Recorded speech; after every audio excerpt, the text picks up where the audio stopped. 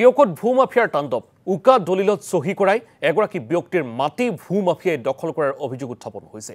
কুমুদ শৰ্মা নামৰ ব্যক্তিজনৰ এটুকুৰা ভূমি পুলিন বৰা আৰু উৎপল বৰা নামৰ দুই ভূমাফিয়াই জালিয়াতিৰে দখল কৰাৰ তথ্য পোহৰলৈ আহিছে। এগৰাকী গাঁওবুঢ়াৰ সহযোগত ভূমাফিয়াদ্বয়ে জালিয়াতিৰে কুমুদ শৰ্মাৰ ভূমি দখল কৰাত এটা সমস্যাত পৰিছে পৰিয়ালটো। এই সন্দৰ্ভত টিয়ক আৰক্ষী থানাত এজাহাৰ দাখিল কৰিছে ভুক্তভোগী কুমুদ শৰ্মাই। একেবাৰে গা ভাল নাই, মোৰ হোমগাৰ্ড চাকৰি নাছিলে, বিৰাট সমস্যা। পইচা 20,000 লোৱাটো হয়, উকা কাগজ এখনত চহী কৰাটো হয়। কি কয় মানে এতিয়া মোক মাটিডোখৰ ঘূৰাই লাগে, তাহাঁতি ঘূৰাই নিদিয়ে। কিমান মাটি? 3 কথাতকৈ অকণমান বেছি হ'ব। এতিয়া 14 বছৰমান হৈছে, মই গমেই নাপাওঁ 5 বছৰে লিখিছ নে কেইবছৰে লিখিছ। মানে লিজত দিছে নি? লিজত কি কয় বিচাৰি গ'লে নিদিয়ে, ঘূৰাবলৈ নিবিচাৰে। পইচা লাগে 1 লাখ। মই 1 লাখ পইচা ক'ৰ পৰা দিওঁ? এতিয়া আপুনি কি কৰিছে?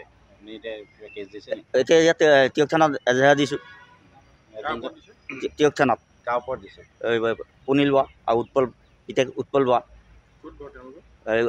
একে গড় চুকতে বনাই গৈছোঁ। চাহ বাগান কৰিলে, মই উকা কাগজতহে লিখিলোঁ, মই গমেই নাপাওঁ নহয়।